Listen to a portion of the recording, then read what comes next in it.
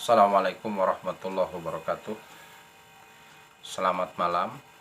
Selamat berjumpa kembali dengan saya dalam acara Tanya Jawab Keislaman.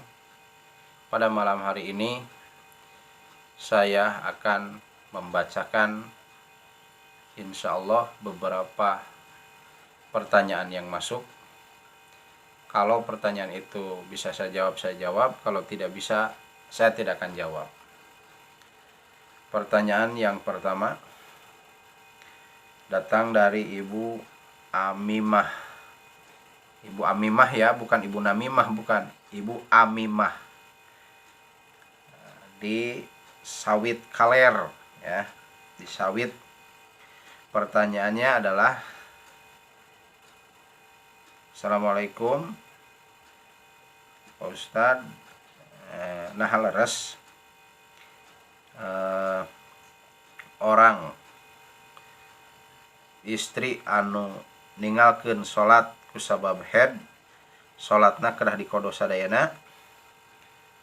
Untuk Ibu Amimah ya, untuk lain kali pertanyaannya pakai bahasa Indonesia saja ya, karena kalau pakai bahasa Sunda tidak semua orang paham Bu. Untuk lain kali mengirimkan pertanyaannya lewat ke HP saya ya.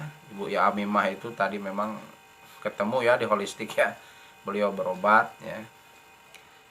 Untuk lain kali Ibu memberikan pertanyaannya tolonglah pakai bahasa Indonesia, karena kalau bahasa Sunda tidak semua orang ngerti ya. Jadi kata Ibu Amimah, Pak Ustadz, apakah sholat seorang perempuan yang ditinggalkan karena haid itu harus dikodok semua? Baiklah, untuk Ibu Amimah di Sawit ya, bagi perempuan yang meninggalkan sholat karena haid, maka sholatnya tidak perlu dikodok semua ya. Andai pun mau dikodok, hanya yang waktu yang kejepit saja. Contoh misalkan ba'da asar dengan isya misalkan. Maaf antara duhur dengan asar. Duhur tadi masih bisa sholat, sementara kita sudah 5 menit masuk waktu asar. Setelah itu waktu sudah masuk, kemudian datanglah haid, maka yang dikodok yang itu saja satu. Jadi tidak semua sholat itu yang ditinggalkan karena haid itu dikodok. Jadi dikodoknya hanya itu saja, waktu yang kejepit saja. Tadi antara duhur dengan asar, misalkan duhur masih bisa sholat, pas sudah masuk waktu asar 5 menit lagi mau adzan, ternyata haid keburu keluar. Yang mana dikodok? Yang asar aja satu. Adapun maghrib, isya, subuh, duhur, dan asar ketika lagi haid maka tidak wajib dikodok. Yang dikodok hanya waktu yang kejepit saja ya. Itu. Kalau dikodok semua justru merepotkan Bu ya. Dan itu adalah, kalau dikodok semua itu adalah tanda paham Khawarij ya. Paham Khawarij itu saya katakan bahwa Khawarij itu mewajibkan, salah satu paham Khawarij ini. Khawarij itu adalah salah satu aliran yang menyimpang ya. Paham Khawarij itu salah satunya adalah mewajibkan kodok kepada perempuan yang haid. Jadi dikodok semua gitu sholatnya itu. Kalau misalkan haidnya 2 minggu ya berarti sampai 80 waktu, dan ini sangat memberatkan ya. Bagaimana tidak memberatkan? Yang 80 waktu aja belum semua dikodok, udah datang lagi, maka nanti akan kita numpuk hutang kita. Jadi tidak dikodok semua ya Bu ya, cukup satu aja. Ya, tidak. Idal haidatu pada sholat. Apabila datang haid pada sholat, maka tinggalkan sholat, karena itu adalah rukhsah, keringanan dari Allah ya. Tidak perlu dikodok semua. Nah, lamun datang hadas sanggeus manjing waktu anu mahi keur salat nu boga waktu harna tatan salat dina waktu eta, maka wajib eta we wungkul hiji yang dikodok itu. Adapun duhur asar ketika sedang haid mah tidak perlu dikodok. Yang dikodok itu hanya waktu kejepit aja ya, begitu ya. Jadi itu memang rukhsah, keringanan dari Allah, karena kita bukan Khawarij ya. Kalau ulama Khawarij, paham Khawarij itu adalah ada ulama Khawarij yang mewajibkan sholat kepada perempuan yang haid, ada ulama Khawarij yang seperti itu. Jadi kalau haidnya 2 minggu, ya di kodok itu semua 2 minggu. 2 minggu berarti 80 waktu. Kan udah 80 waktu kecan ka kodoan kabeh, kemen geus datang deui waripuh, kita tidak akan sanggup seperti itu, ya. Maka kata Nabi, faidal haidatu pada sholat. Ketika datang kepada muhaid, tinggalkanlah sholat, ya. Kemudian hadis yang berikutnya, ya, masih tentang haid.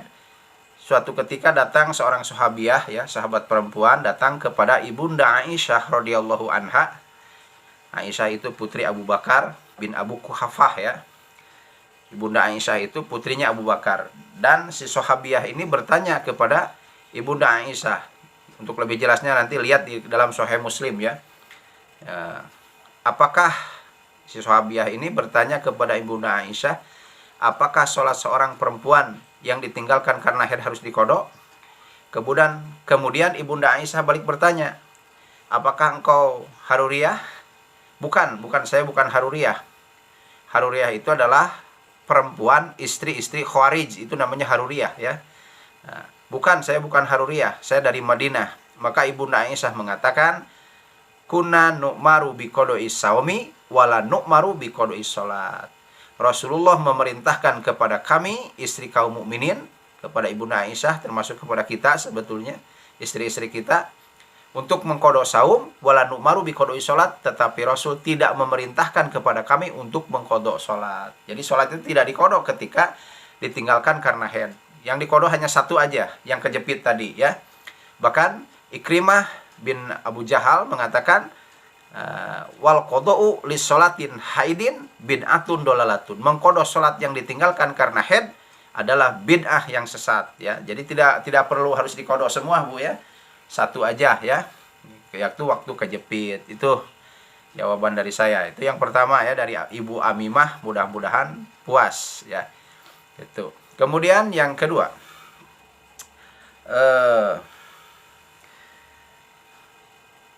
apakah boleh bertawasul dengan orang yang sudah mati? Jawabnya, boleh bertawasul, tetapi tidak boleh kepada orang yang sudah mati. Bertawasul itu menjadikan perantara, ya. Itu namanya tawasul. Nah, jadi tidak boleh bertawasul kepada orang mati. Bertawasul itu harus kepada orang yang masih hidup, dengan jah atau kedudukan orang soleh yang orang solehnya masih hidup, ya. Kalau bertawasul kepada Nabi, asal Nabinya masih hidup, boleh, ya. Tawasul itu artinya menjadikan perantara di sisi Allah dengan jah atau kedudukan atau ketokohan seorang ulama yang ulamanya itu masih hidup, tetapi kepada orang mati sudah tidak diperbolehkan, ya. Karena Allah tidak butuh perantara orang mati, ya. Tapi kepada orang yang hidup, misalkan Habibnya masih hidup, Habib, aku bertawasul lewat engkau supaya engkau mendoakan aku kepada Allah supaya Allah memberikan rezeki kepadaku, boleh. Hal ini pernah dilakukan oleh Sayyidina Umar bin Khattab ketika beliau menjadi seorang khalifah, ya, seorang pemimpin. Ketika itu di Jazirah Arab terjadi kemarau yang sangat panjang.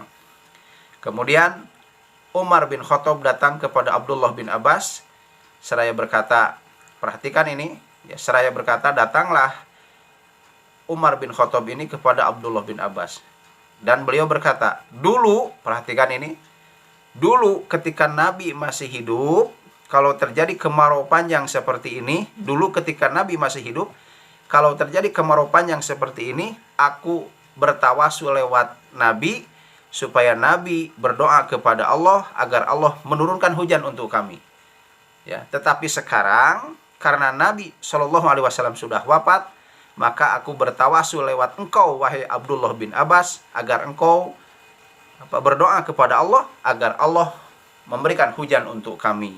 Itu jadi bertawasul lewat jah, kedudukan atau kemuliaan orang yang masih hidup. Itu dibolehkan. Habibnya masih hidup, boleh. Ya, kiainya masih hidup, Ustaz, doakan saya supaya saya diberikan rezeki oleh Allah, supaya saya banyak yang undang ceramah, misalkan, boleh, ya. Jadi doakan saya agar saya menjadi seorang ustaz, boleh. Minta doa kepada orang yang masih hidup. Jadi dengan perantara atau jah atau kedudukan orang yang masih hidup, boleh itu. Tapi kepada orang mati tidak diperbolehkan. Hatta sekalipun kepada nabi atau para wali, nggak boleh ya. Karena kita tidak tahu kalau karena bukan tidak tahu ya, memang ada larangannya, tidak boleh ya, untuk menjaga kemurnian tauhid kita. Karena memang tidak dicontohkan oleh sahabat. Karena ketika Rasulullah sudah wafat, Sayyidina Umar tidak pernah sekalipun minta bantuan kepada Nabi dijadikan perantara di sisi Allah, tidak pernah dilakukan oleh para sahabat Nabi ya. Itu jadi boleh bertawasul itu asal kepada orang yang masih hidup, atau bertawasul dengan amal yang soleh yang kita lakukan sendiri. Contoh ya, seperti dalam hadis ada 3 orang yang terjebak di dalam guha dalam keadaan musim panas terik matahari. Dia masuk ke dalam guha supaya ada supaya tidak kepanasan. Tahu-tahu batu datang dan menutupi lubang guha itu. Maka orang yang 3 orang ini bertawasul lewat amal solehnya masing-masing. Kata yang satu, ya Allah, dulu aku pernah diajak zina oleh seorang perempuan, kemudian aku menolaknya. Kalau ini dijadikan amal soleh dan kau terima, aku bertawasul lewat amal itu supaya engkau menggeserkan batu itu. Akhirnya batu itu pun bergeser. Orang yang kedua sama, dulu aku pernah memberikan minum susu kepada ibuku. Kalau ini dianggap sebagai sebuah amal soleh, ya Allah, aku bertawasul dengan amalan itu supaya engkau membukakan pintu guha ini.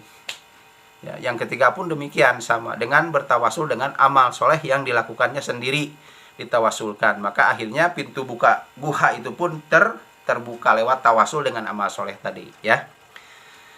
Tidak boleh meminta kepada orang mati ya, apalagi kepada ustadz, kepada kiai, kepada nabi aja nggak boleh. Yang sudah jelas nabi itu masuk surga, yang sudah jelas nabi itu ahli surga, bahkan kedudukannya tinggi di surga Firdaus. Yang pertama kali membuka pintu surga adalah nabi. Tetapi Allah melarangnya untuk meminta perantara kepada orang yang sudah mati, tidak boleh.